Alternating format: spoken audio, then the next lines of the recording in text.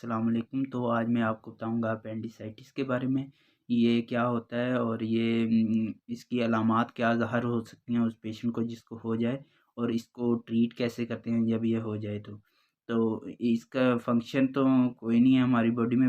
पहले स्टडी में सर्चेज में आया था कि इसका कोई फंक्शन नहीं है हमारी बॉडी में, लेकिन जो रिसेंट सर्चेज की गई हैं उनमें आया कि हमारी बॉडी में इसका फंक्शन है नॉर्मल फ्लोरा को ग्रो करने में हेल्प करते हैं, यानी कि हमारे डाइजेस्टिव सिस्टम में हेल्प करते हैं ये नॉर्मल फ्लोरा, और हमारा डाइजेस्टिव सिस्टम अच्छी तरह वर्क करता है।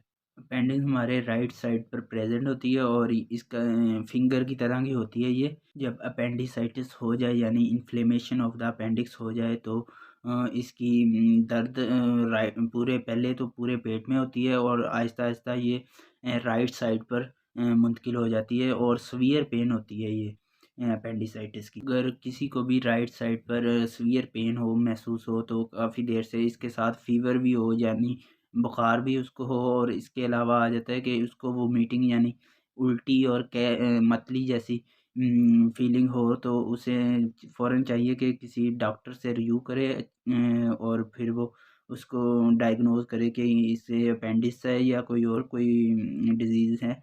तो उसे फ़ौरन तौर पर उस पेशेंट को डॉक्टर से रिव्यू करना चाहिए। तो फिर वो डॉक्टर उसको डायग्नोज़ करेगा कि ये अपेंडिक्स है या और कोई मर्ज़ है, उसमें आ जाता है। उस पेशेंट की कुछ अलामात ये होती हैं कि उसको उल्टी जैसी कैफ़ियत होती है यानी मतली जैसी, और इसके अलावा आ जाता है उसको भूख नहीं लग रही होती और पेन राइट साइड पर सीवियर पेन होती है उसे। तो फिर वो डॉक्टर उसे डायग्नोज़ करता है अपेंडिक्स है या और कोई डिज़ीज़ है। इसके अलावा डायग्नोसिस में आ जाता है कि उसमें आ जाता है कि अल्ट्रासाउंड किया जाता है उस जगह का कि उसमें अपेंडिक्स इन्फ्लेम नज़र आती है, और उसके इसके अलावा आ जाता है कि कुछ ब्लड टेस्ट किए जाते हैं यानी कि सीबीसी, उसमें डब्ल्यूबीसीज़ का काउंट ज़्यादा होता है कि उससे पता चलाया जा सकता है कि इसे अपेंडिक्स है। जब अपेंडिक्स डायग्नोज़ हो जाए यानी कि उसे पता चल जाए डॉक्टर को ये अपेंडिक्स है, तो इसका फ़ौरन ट्रीटमेंट किया जाता है कि उसकी सर्जरी करनी पड़ती है फ़ौरन तौर पर।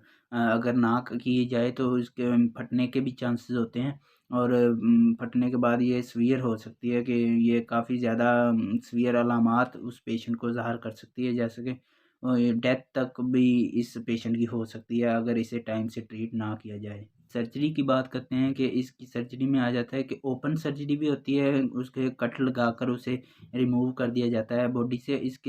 और इसके अलावा आ जाता है कि वो लेप्रोस्कोपिक सर्जरी होती है, जो कैमरे के ज़रिए उसे देखकर उसको रिमूव कर दिया जाता है। ओपन सर्जरी में इन्फेक्शन के चांसेस बाद में ज़्यादा होते हैं कि उसमें बाद में मरीज़ को इन्फेक्शन होने के चांसेस होते हैं, इसलिए ज़्यादातर अब लेप्रोस्कोपिक सर्जरी की जाती है ताकि उस पेशेंट को इन्फेक्शन के चांसेस कम हों। ये जो भी बातें मैंने बताई, जैसा कि आपको या किसी रिलेटिव्स को या किसी को भी ऐसी सिम्पटम्स ज़ाहिर हों जैसे कि उसके राइट साइड पर सीवियर पेन हो रही है और उसको उल्टी जैसी और मतली जैसी कैफियत आ रही हैं, उसको फ़ीवर भी है और काफ़ी ज़्यादा राइट साइड पर पेन भी है, तो उसे जल्दी से किसी डॉक्टर करीबी डॉक्टर से रिव्यू करना चाहिए ताकि वो उसका टाइम से डायग्नोज़ करें और उसका टाइम से ट्रीटमेंट करें। अगर इसे टाइम से ट्रीट ना किया जाए तो ये काफ़ी सीवियर हो सकती है और काफ़ी नुकसान का बायस बन सकती है हमारे अदर ऑर्गन्स के लिए, और इसे टाइम से ट्रीटमेंट करना चाहिए। और फट जाए तो ये हत्ता कि उस पेशेंट की मौत तक का भी सबब बन सकती है, इसलिए इसे टाइम से ट्रीट करना चाहिए। Thanks for watching this video, please like and subscribe. अगर आप किसी भी किस्म की वीडियो सजेस्ट करना चाहते हैं तो प्लीज़ कमेंट बॉक्स में कमेंट कर दें। मैं इंशाल्लाह पूरी कोशिश करूँगा कि उस पर वीडियो बनाऊँ। अल्लाह हाफ़िज़।